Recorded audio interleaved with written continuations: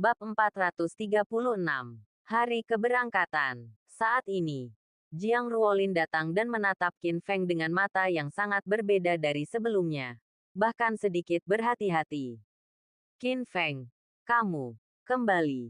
Saya pikir saya perlu meminta maaf kepada Anda. Saya selalu bertengkar dengan Anda sebelumnya dan meremehkan Anda. Itu salah saya. Saya berpikiran sempit. Tidak boleh, jangan lupakan itu. Petik 2. Nona Jiang Ruolin sombong. Dulu, dia selalu merasa Qin Feng sia-sia dan tidak pantas untuk sahabatnya Lin Qingge. Sehingga dia sering melontarkan komentar sinis kepada Qin Feng dan bertengkar dengannya. Tapi sekarang, ketika dia mendengar bahwa Qin Feng telah dipromosikan dari Komandan Departemen Perang Shanghai menjadi Dewa Perang di Zhongzhou, dan juga dinobatkan sebagai pemimpin 100 jenderal, dia benar-benar ketakutan. Dia sangat takut Qin Feng akan mengingat pertengkaran sebelumnya dan kembali untuk menyelesaikan masalah dengannya. Qin Feng hari ini sudah di luar jangkauan. Dia buta sebelumnya dan tidak menyadari bahwa Qin Feng adalah naga sungguhan. Haha, Qin Feng merasa geli. Jiang Ruolin. Bukan. Ini tidak mirip denganmu. Lalu apa? Qin Feng. Tolong berhenti mengolok-olokku. Aku tulus. Sebenarnya tidak masuk akal sebelumnya. Jiang Ruolin sedikit gugup. Lupakan saja. Qin Feng berkata dengan murah hati. Aku tidak menyalahkanmu. Selain itu, aku selalu bertengkar denganmu sebelumnya. Kan? Terima kasih telah datang menemani Qingge. Ngomong-ngomong, aku punya hadiah untukmu. Dia berbicara. Dia mengeluarkan foto bertanda tangan dari sakunya. Saya mendengar Qingge berkata sebelumnya bahwa kamu suka mengejar bintang. Tahukah kamu bintang wanita ini? Ya Tuhan, Jiang Ruolin mengambil foto yang ditandatangani dan berseru, ini Chen Rut. Dia adalah ibu kota kesayangan nomor 1 di industri hiburan saat ini. Dan yang paling populer dari 4 aktris cilik. Tanda tangannya ditandatangani oleh harganya puluhan ribu. Qin Feng. Dari mana asalmu? Petik 2. Baru saja. Qin Feng berkata sambil tersenyum. Saya bertemu dengannya di pesawat dan meminta satu untuk Anda. Bagus. Jiang Ruolin sangat bersemangat. Qin Feng. Saya akan menerima foto yang ditandatangani ini. Terima kasih. Harap tetap bersama Qingge dan saya tidak akan mengganggu Anda. Petik 2. Kemudian, Qin Feng membantu Lin Qingge duduk di bangku di halaman. Berjongkok di depannya. Dan mau tidak mau mengulurkan tangan dan menyentuh perutnya. Matanya sangat hangat. Qingge, anak kita akan segera lahir. Aku sangat menantikannya. Aku juga, Lin Qingge berkata dengan terharu. Ini adalah anak kita. Dan ini adalah hasil cinta kita. Aku harus membiarkan keduanya lelaki kecil itu lahir dengan sehat dan lancar. Ngomong-ngomong, kedua lelaki kecil itu mulai menendangku baru-baru ini. Benarkah? Qin Feng segera menempelkan telinganya ke perut Lin Qingge. Dengarkan baik-baik. Segera. Dia berseri-seri dengan gembira. Itu benar. Aku baru saja mendengarnya. Lin Qingge tersenyum manis dan berkata, perut si kecil sangat gelisah. Ketika dia besar nanti, dia pasti lebih ceria dan bersemangat. Anakku. Pada saat ini, Qin Feng merasakan perasaan bahagia yang kuat di hatinya. Menantikan lahirnya kehidupan kecil bersama wanita tercinta yang cantik dan sakral. Dia tidak sabar. Ayo. Qin Feng mengeluarkan botol porselen dan menyerahkannya kepada penyanyi Lin Qing. Ini adalah pil anti janin yang kubuat untukmu. Minumlah 1 pil setiap hari. Dan kamu serta bayimu akan menjadi lebih baik dan lebih baik. Kapan saya tidak di sini? Anda harus ingat untuk memakannya. Ya, Lin Qingge menerima botol porselen dan berkata dengan gembira, saya pasti akan memakannya tepat waktu. Tapi segera, dia menyadari arti kata-kata Qin Feng. Jadi dia bertanya dengan rasa ingin tahu. Qin Feng, apakah kamu pergi lagi? Qin Feng duduk di sampingnya, memeluknya, merenung sejenak, dan mengangguk. Ya, sekarang kamu sedang hamil. Aku seharusnya menghabiskan lebih banyak waktu bersamamu dan anak itu. Tapi di saat yang sama, aku juga dewa perang di Zhongzhou. pemimpin dari 100 jenderal. Aku harus menunggu sampai aku menghadapinya. Tidak. Aku akan pergi dalam 2 hari. Qingge, maukah kamu menyalahkanku? Petik 2. Tentu saja tidak. Lin Qingge tampak sedikit kecewa. Namun tetap tersenyum bijak. Aku suami dan ayah dari anak itu adalah pahlawan yang hebat. Seorang pahlawan yang hebat harus melakukan banyak hal hebat dan melindungi keluarga kecil yang tak terhitung jumlahnya seperti kita di dunia. Dan aku memahamimu. Aku akan menjaga diriku sendiri dan memikirkanmu. Qin Feng, jangan khawatirkan aku. Petik 2. Qingge, terima kasih. Qin Feng sangat tersentuh ketika dia melihat kekasih yang bijaksana dan manis dalam pelukannya. Perasaan bahagia begitu memenuhi hatinya hingga mau tak mau ia mencium wajah gadis cantik itu. Dia sangat puas. Tapi Qin Feng telah memberitahu Ning Qingsui sebelumnya bahwa dia akan menghadapi Kaisar Kegelapan. Tapi dia tetap bungkam tentang Lin Qingge. Hati Qingge bahkan lebih tajam. Jika dia tahu bahwa dia akan bertarung melawan Kaisar Kegelapan yang terkenal di seluruh dunia dan bisa disebut keberadaan yang menakutkan.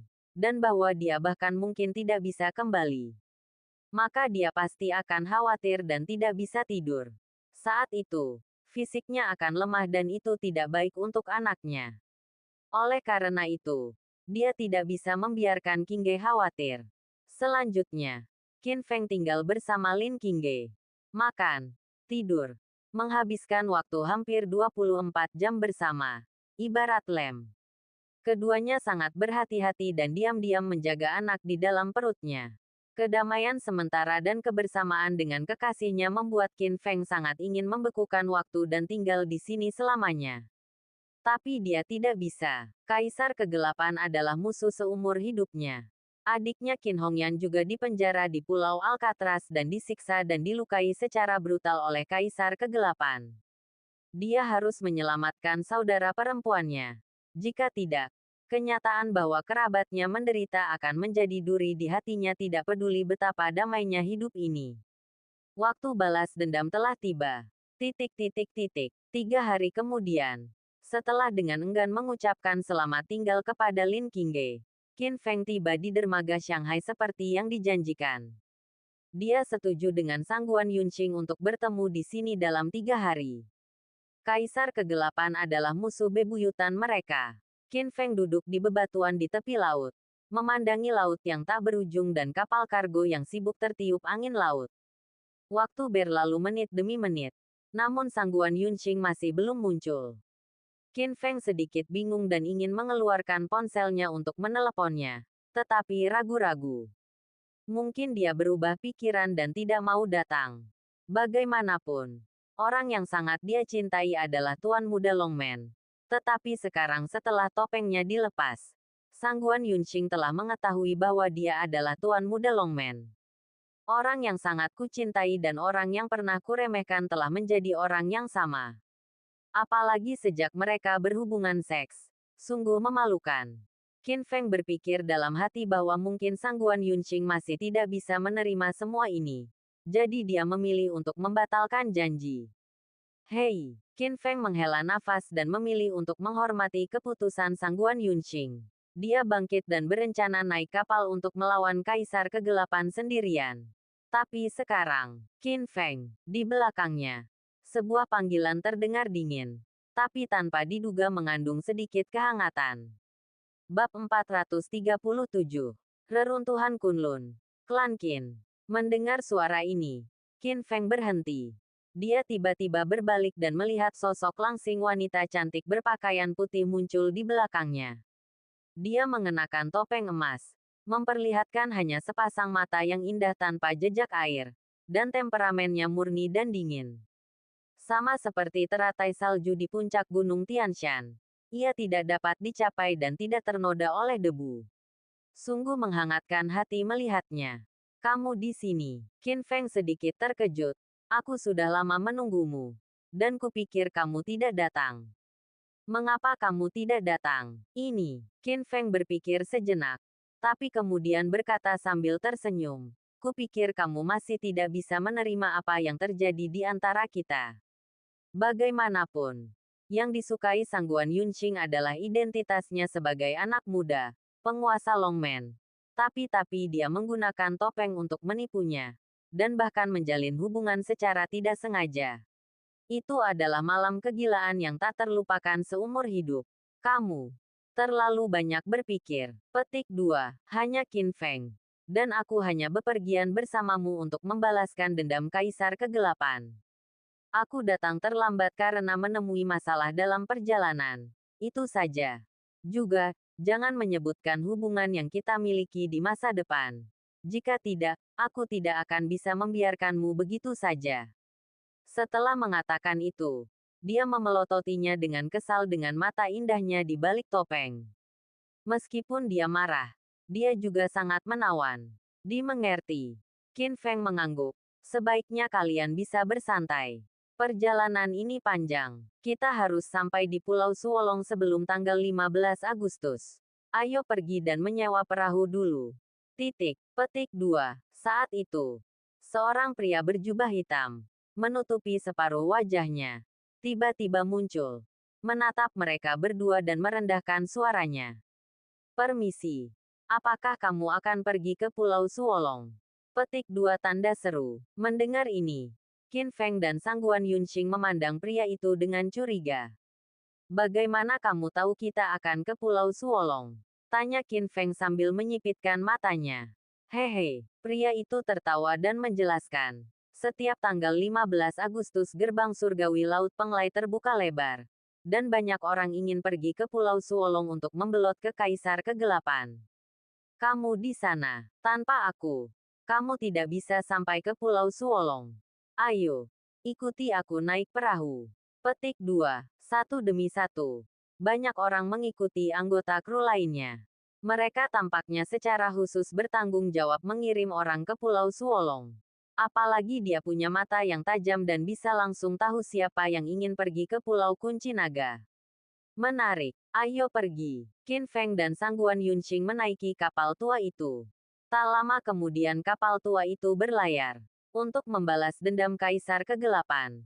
Keduanya secara resmi memulai perjalanan ke Pulau Suolong. Tapi perjalanan ini masih jauh. Mereka mungkin harus terombang-ambing di laut dengan kapal tua ini selama lebih dari 10 hari. Sisi lain, reruntuhan Kunlun yang legendaris. Sekte misterius. Tanah Suci 9 Surga. Long Jiuxiao melarikan diri ke sini karena malu. Berlumuran darah. Rambut acak-acakan. Menyeret lengannya yang patah. Dan tertutup es dan salju dingin pegunungan Kunlun.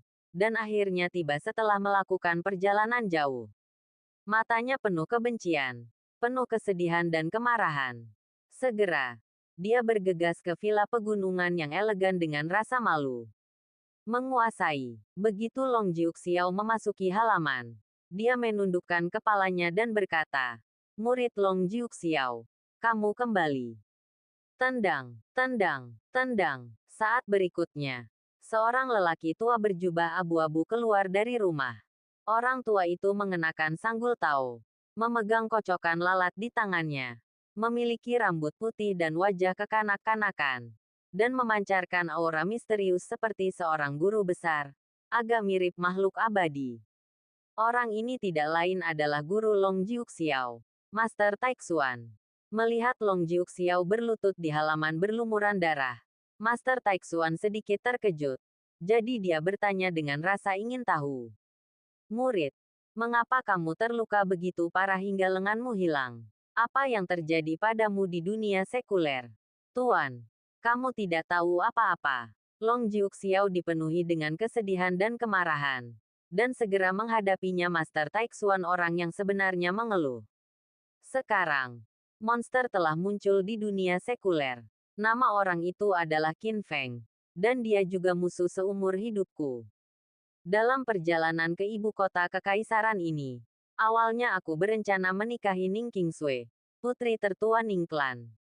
Tapi kemudian, Qin Feng, dia benar-benar secara terbuka membunuh Dewa Jing, mengambil tunanganku, mematahkan salah satu lenganku, dan bahkan bergabung dengan keluarga seni bela diri kuno untuk memusnahkan klan nagaku.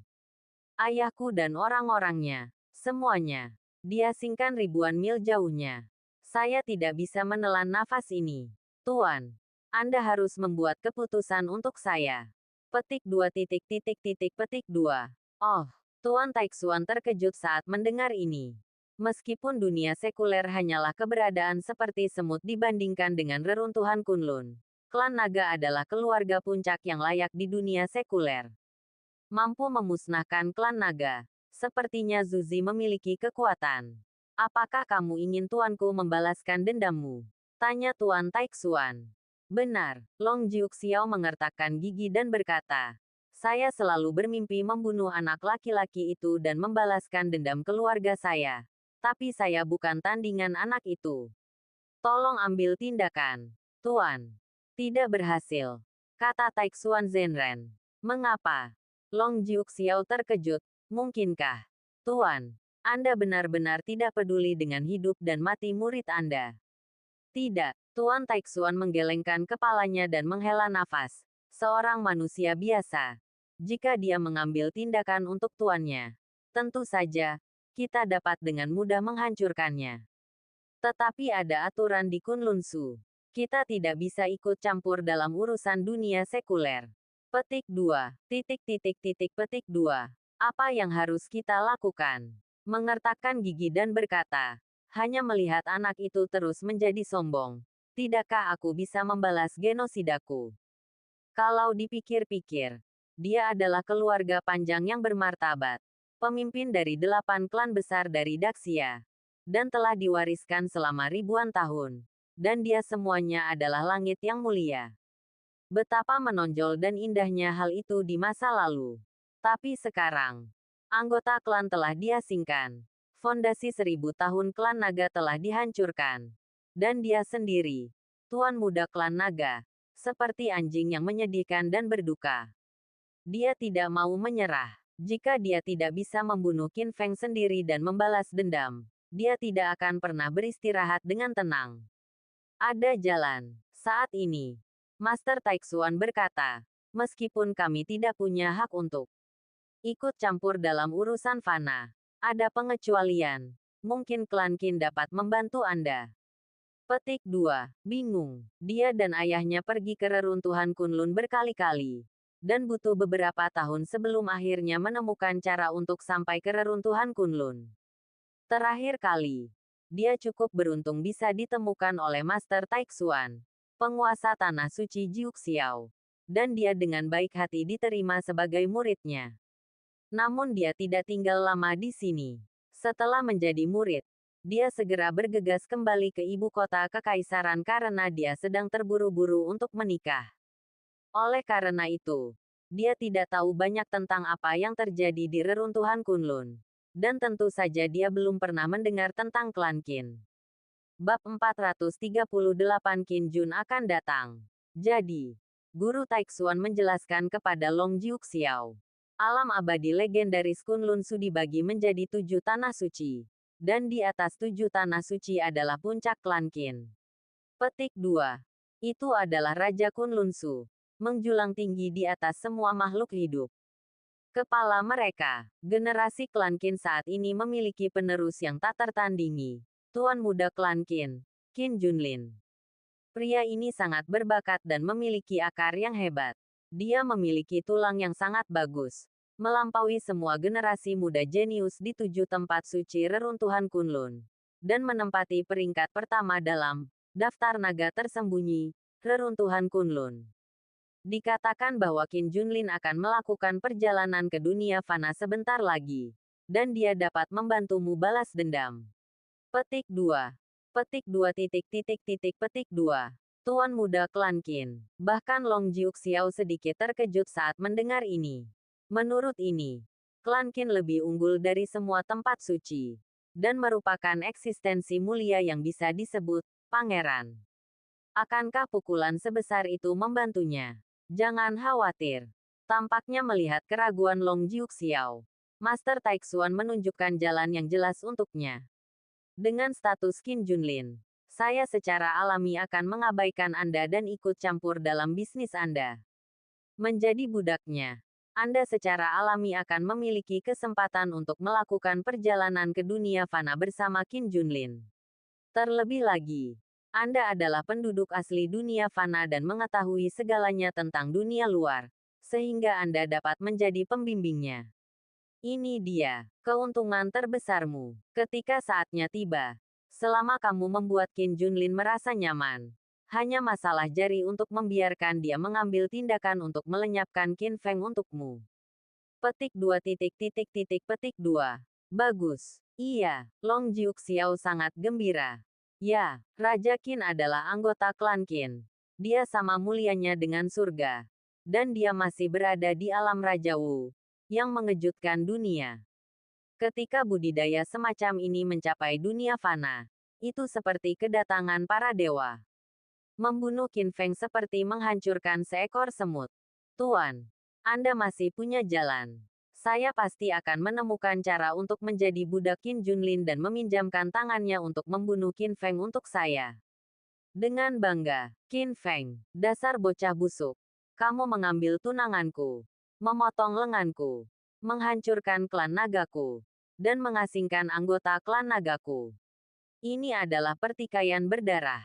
Petik 2. Reruntuhan Kunlun. Suku Qin. Di puncak gunung tertinggi di seluruh reruntuhan Kunlun, sebuah istana emas setinggi langit berdiri di tengah awan dan kabut yang tersisa. Sungguh megah dan mewah. Seolah-olah itu adalah kediaman para dewa. Ini adalah istana klan Qin, klan terkuat di reruntuhan Kunlun. Seperti naga emas yang hidup tidak aktif di puncak gunung, seluruh reruntuhan Kunlun tampak sangat kecil dibandingkan dengan itu. Di aula yang khusyuk, berdiri sosok yang bijak dan perkasa. Itu adalah seorang pria muda. Dia berpakaian mewah, dengan jubah besar di bahunya, wajah tegas, aura yang tak tertandingi, dan sepasang mata yang tajam. Dia memancarkan aura mendominasi calon raja sejati, seterang matahari. Orang ini tidak lain adalah Qin Junlin, penerus tertinggi klan Qin. Pada saat ini, dia menghadap singgasana yang mendominasi di atas aula utama. Ada sosok yang duduk di singgasana, tetapi wajahnya tertutup oleh tirai manik-manik. Temui ayahku. Qin Jun naik tahta dan membungkuk. Pria di atas tahta berbicara dengan suara yang dalam. Qin Feng, bajingan kecil dari klan Qin kami yang tinggal di dunia sekuler, masuk dan menimbulkan kegemparan. Pernahkah Anda mendengarnya? Qin Junlin menjawab. Ya ampun nak, aku sudah mendengarnya sedikit. Hah, pria di atas tahta itu berkata. Bajingan belaka seharusnya tidak ada di dunia ini. Jika dia hidup, dia hanya akan mempermalukan keluarga bangsawan Qin. Apa maksudmu, ayah? Tanya Qin Junlin. Bunuh. Sebuah kata melayang dari singgasana yang mengandung sedikit kemarahan dan sedikit kekejaman. Setelah beberapa saat, kamu akan melakukan perjalanan ke dunia sekuler. Jadi bunuh bajingan itu. Noda. Itu harus dihilangkan. Ya, di sisi lain, dunia sekuler. Qin Feng tidak tahu bahwa dia akan menghadapi krisis dan tantangan besar. Dia masih bersama Sangguan Yunqing. Naik kapal tua dan lakukan perjalanan melintasi laut sampai ke ujung Laut Penglai. Ada lebih dari 30 awak kapal ini. Selain itu, termasuk Qin Feng dan Sangguan Yunqing, ada sekitar 100 orang yang datang dari seluruh negeri untuk pergi ke Pulau Suolong untuk bergabung dengan Kaisar Kegelapan. Di ruangan yang gelap dan sempit, Qin Feng dan Sangguan Yunqing duduk berhadap-hadapan. Karena banyaknya orang di kapal, 2 atau 3 orang harus berdesakan dalam satu ruangan.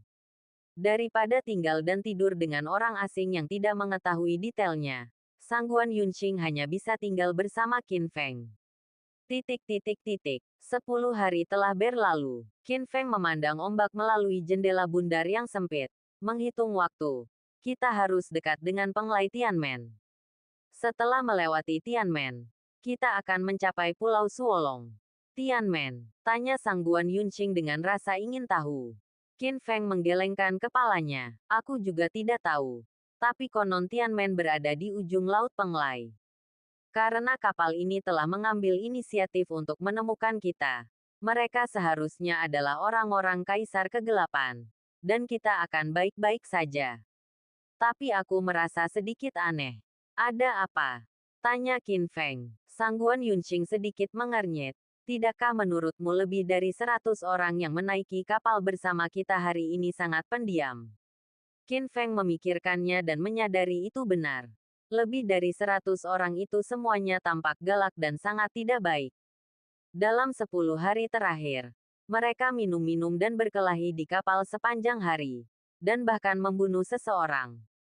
Namun, di tempat seperti ini, tidak ada yang peduli terhadap mereka. Bahkan jika mereka membunuh seseorang, mereka hanya perlu membuang mayatnya ke laut untuk memberi makan ikan. Tapi hari ini, memang terlalu sepi. Agak tidak normal.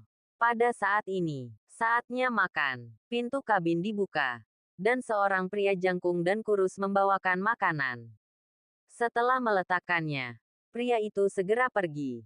Selama 10 hari ini, makanan disediakan oleh orang-orang di kapal. Dan makan 3 kali sehari di antar tepat waktu. Qin Feng dan Sangguan Yunqing mengambil makanannya. Tapi segera mereka saling memandang dengan mata serius. Apakah kamu juga menyadarinya? Ya, Qin Feng mengangguk. Ada racun di dalam beras. Itu adalah gulma beracun. Meski tidak fatal, bisa membuat orang lumpuh dan pingsan dalam beberapa menit. Mereka berdua, Qin Feng adalah penerus seorang bijak medis yang bermartabat. Dan keterampilan medisnya sangat mencengangkan dunia. Dan Sangguan Yunqing juga seorang jenius terkenal di Imperial Capital. 10 dokter terbaik di Royal Medical Hall semuanya adalah masternya. Dan Anda dapat membedakan mereka hanya dengan menciumnya. Ini benar-benar aneh. Gumam Sangguan Yunqing dengan curiga. Makanan dikirim oleh kru. Jika mereka berasal dari Kaisar Kegelapan, mengapa mereka meracuni kita? Itu berarti mereka berbohong kepada semua orang, termasuk kita. Bab 439. Pembunuhan di kapal. Apa yang harus kita lakukan? Apakah kita ingin bertarung? Tidak, Qin Feng menggelengkan kepalanya dan mencibir. Mari kita tunggu dan lihat obat apa yang mereka jual. Di labu, jika tebakanku benar, mereka akan segera datang. Oke, terserah kamu. Tentu saja. Deng, deng, deng. Sekitar 3-5 menit kemudian, saya mendengar suara langkah kaki yang kacau datang dari koridor luar. Tak lama kemudian, ada beberapa orang yang parkir di luar kabin mereka, berbisik melalui pintu. Apakah sudah selesai? Tanya seseorang. Tidak masalah. Orang lain berkata, pria dan wanita ini tampaknya ahli seni bela diri. Dan mereka lebih kuat dari yang lain. Jadi saya meminum obat beberapa kali lipat. Bahkan gajah pun seharusnya diracuni. Tiba-tiba, sekelompok orang menjadi liar dan heboh. Hebat, orang-orang ini semua pergi ke Kaisar Kegelapan. Dan mereka pasti membawa banyak harta karun. Nanti, bunuh pria itu. Rampas harta itu. Dan tinggalkan wanita itu. Sosok yang sangat bagus. Meskipun dia memakai topeng, dia tidak bisa menyembunyikan kecantikannya. Hehe, ayo kita nikmati bersama nanti. Tapi sedikit yang mereka tahu bahwa Qin Feng dan Sangguan Yunqing mendengar kata-kata ini dengan jelas melalui pintu. Hah, itu dia. Qin Feng mencibir. Sepertinya orang-orang ini bukanlah orang-orang Kaisar Kegelapan, tapi berspesialisasi dalam menjarah mereka yang pergi ke Kaisar Kegelapan. Dengan kebohongan yang dikirim ke Pulau Suolong, mereka berspesialisasi dalam perampokan dan pembunuhan. Mereka benar-benar berani. Saat berikutnya, bang, pintu kabin terbuka. Sekelompok anggota kru mengira kesempatan telah tiba. Dan mereka semua tersenyum jahat, menjulurkan kepala ke dalam dan berencana untuk mengambil tindakan. Tanpa diduga, Qin Feng dan Sangguan Yunqing masih duduk di sana. Mata mereka penuh kedinginan. Sedangkan untuk makanan yang diantar sebelumnya tidak disentuh sama sekali. Apa? Beberapa awak kapal kaget. Jelas tidak menyangka akan salah perhitungan. Mencari kematian. Sangguan Yunqing meledak dengan niat membunuh. mencabut pedang panjangnya dengan tangan gioknya, dan menebas dengan tebasan tajam. Cua, cua, cua, cahaya dingin lewat dan kabut darah menyembur. Beberapa awak kapal yang menjulurkan kepalanya langsung dipenggal. Cepat, akurat, dan kejam. Tidak, anggota kru yang tersisa ketakutan dan berteriak satu demi satu, sialan. Mereka tidak diracuni. Cepat, suruh saudara-saudara untuk menyalinnya. Berkomplot melawan kita. Itu konyol. Setelah mengatakan itu, Qin Feng dan Sangguan Yunqing membuka kabin dan mulai membunuh. Sekelompok anggota kru menjemput pria itu dan mengelilinginya. Semuanya marah dan kejam. Mereka bukan manusia. Mereka semua adalah ahli seni bela diri. Kebanyakan dari mereka berada di puncak kekuatan gelap mereka. Pemimpinnya, seorang pria botak, bahkan lebih kuat dan suka membunuh. Pria botak ini adalah kapten kapal ini. Dialah masternya. Dalam sekelompok besar musuh, Qin Feng dan Sangguan Yunqing bertarung berdampingan, membunuh semua pihak. Setiap gerakannya berdarah, dan pedangnya mematikan. Meskipun anggota kru juga ahli seni bela diri, Qin Feng sekarang menjadi Wuhou, dan Sangguan Yunqing juga setengah Wuhou. Berurusan dengan orang-orang ini adalah pembantaian sepihak, seperti menyembelih babi dan anjing. Adegan itu dipenuhi mayat dan darah berceceran. Terlalu mengerikan untuk ditonton. Sialan, Kapten Botak itu sangat marah. Dia membawa kapak besar dan berlari seperti binatang buas. Matanya merah. Di kapalku. Kalian berdua tidak boleh membiarkan kalian menjadi liar. Pergilah ke neraka. Dari seorang master. Mengayunkan dia mengambil kapak dan memukulnya dengan keras. Kapak itu sangat mematikan. Lancang. Sangguan Yunqing mengerutkan kening. Alih-alih mundur, dia menebas dengan pedang tajam. Bang! Terdengar suara retakan yang tajam. Kapak di tangan pria botak itu langsung hancur berkeping-keping. Semut. Mati. Pada saat yang sama, Qin Feng bergegas maju. Dan 9 dantian di tubuhnya menuangkan kekuatan internal yang menakutkan ke dalam tangan raksasa itu. Itu berubah menjadi gelombang badai dan mengejutkan kepala botak. Boom! Ah! Dada kepala botak itu langsung terasa seperti terkena peluru meriam. Dia ditinju di tempat, meledakkan awan kabut darah. Saya melihat lubang berdarah yang mengerikan di dadanya, dan semua organ dalamnya hancur. Plop! Kepala botak itu langsung jatuh ke tanah dan mati di tempat. Ya Tuhan! Kapten! Kapten sudah mati. Kedua orang ini monster. Lari. Petik 2 petik 2. Begitu kepala botak itu mati, anggota kru yang tersisa semuanya tercengang. Dan tidak ada jejak tersisa dari mereka. Mereka menjatuhkan senjatanya. Lari ke geladak dengan panik. Dan melompat ke laut satu per satu. Plop, plop. Mereka seperti katak yang menyelam. Satu demi satu. Menghilang ke dalam deru ombak. Qin Feng berkata dengan dingin. Sekelompok anak muda memanfaatkan mereka. Saat ini, Sangguan Yunqing berkata, Qin Feng, lihat. Petik 2. Keduanya membuka palka dan menemukan bahwa orang-orang di dalam yang pergi ke Pulau Kunci Naga seperti mereka berdua semuanya telah terbunuh di kamar masing-masing. Tanah berlumuran darah yang menyilaukan. Dan tidak ada seorang pun yang hidup. Saya khawatir orang-orang ini tidak pernah menyangka bahwa sebelum mereka mencapai Pulau Suolong, mereka akan mati di tangan sekelompok bandit yang mencari uang dan nyawa. Sekarang, semua orang di kapal sudah mati. Hanya Qin Feng dan Sangguan Yunqing yang tersisa. Qin Feng tidak bisa mengarungi perahu.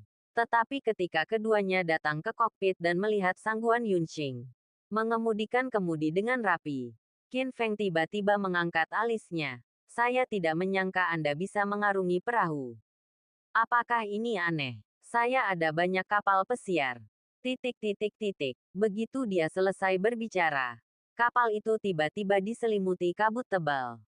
Seluruh wilayah laut dipenuhi kabut tebal, sehingga tidak mungkin untuk melihat apapun dengan jelas.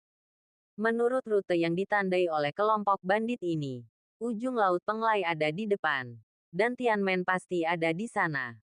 Sangguan Yunqing menolak menghentikan perahu dan melaju ke depan dalam kabut tebal. Sangat berbahaya untuk berlayar dalam situasi tanpa jarak pandang seperti ini. Jika menabrak batu, kapal akan hancur dan orang akan mati. Apalagi mudah tersesat dan kehilangan jejak. Namun, Sangguan Yunxing sangat ahli dalam berlayar. Dia mengandalkan intuisi dan pengalaman untuk menghindari bebatuan satu demi satu. Dan kapal kargo tua itu melewati angin dan ombak di tengah kabut tebal. 1 jam kemudian, kabut laut di depan kami tiba-tiba menghilang. Dan matahari terlihat menembus awan. Saat berikutnya, pemandangan menakjubkan muncul di depan mata mereka. Di ujung Laut Penglai, berdirilah sebuah gunung raksasa yang menjulang tinggi ke langit, seolah-olah telah ditebang oleh dewa. Dan sebuah jurang muncul di dalamnya, tengah. Dan di bawah jurang tersebut, ada lorong menuju entah kemana. Terlihat seperti pintu yang terbuka. Kami di sini, Sangguan Yunxing berkata dengan bangga. Ini pasti Tianmen. Bab 440. Semua orang jahat. Qin Feng juga mengangguk. Menurut rumor yang beredar, pada tanggal 15 Agustus setiap tahun, ketika Anda sampai di ujung Laut Penglai, melewati Tianmen, dan melewati jembatan Naihe, Anda dapat mencapai Pulau Suolong, markas besar Kaisar Kegelapan. Sekarang, setelah 10 hari turbulensi di laut, mereka akhirnya tiba dan akan bertemu Kaisar Kegelapan. Pada saat ini, baik Qin Feng dan Sangguan Yunxing merasa agak sulit untuk tenang. Kaisar Kegelapan adalah sosok yang sangat menakutkan. Kultivasinya kuat, kekuatannya menakutkan, dan reputasinya yang terkenal membuat semua negara di dunia takut padanya. Ini adalah musuh yang sangat kuat. Namun, bukannya takut, Qin Feng mengepalkan tangannya dengan tekad di matanya. Kaisar Kegelapan membunuh ayahnya, menculik saudara perempuannya, memenjarakannya di Pulau Suolong yang jahat, dan menyiksanya dengan cara yang kejam, hanya untuk mendapatkan darah berharga dari tubuhnya. Perseteruan darah. Akhirnya, tiba waktunya untuk perhitungan. Ayo pergi. Setelah mengatakan itu, Qin Feng dan Sangguan Yunxing turun dari perahu dan memasuki lorong Tianmen. Setelah mengalami masa redup dan gelap, cahaya terang tiba-tiba muncul di depan matanya. Dan semua pemandangan tiba-tiba menjadi lebih terang. Di belakang Tianmen Canyon terdapat sebuah pantai besar yang sudah penuh sesak. Semua orang berkumpul di pantai, area kegelapan yang luas. Secara kasar, tidak kurang dari 1.000 orang. Yang lebih mengejutkan lagi adalah sebagian besar dari orang-orang ini adalah selebriti. Ada penjahat buronan tingkat SSSSS. Ada seorang pembunuh mesum yang terkenal kejam. Ada pembunuh top yang terkenal di dunia. Ada pula terpidana mati yang kabur dari penjara dengan tato di wajahnya. Semua orang di sini berpenampilan ganas, bermata jahat, dan memancarkan aura orang jahat. Penuh kejahatan dan terkenal kejam. Ini Pulau Suolong. Disebut juga Pulau Jahat. Setelah Anda berhasil bergabung di sini, Anda bisa menjadi bawahan Kaisar Kegelapan. Tinggal di Pulau Jahat ini selamanya. Dan mendapatkan perlindungan Kaisar Kegelapan. Mulai saat ini, hukum dunia ini tidak dapat lagi mengekang dan menghukum mereka. Karena di sini adalah negeri tanpa hukum. Tempat seperti itu sangat menarik bagi para penjahat putus asa yang telah melakukan kejahatan serius dan putus asa. Ini hanyalah tanah murni yang penuh kebahagiaan. Sebuah utopia yang memungkinkan mereka lolos dari keadilan. Jadi mereka berbondong-bondong ke sana.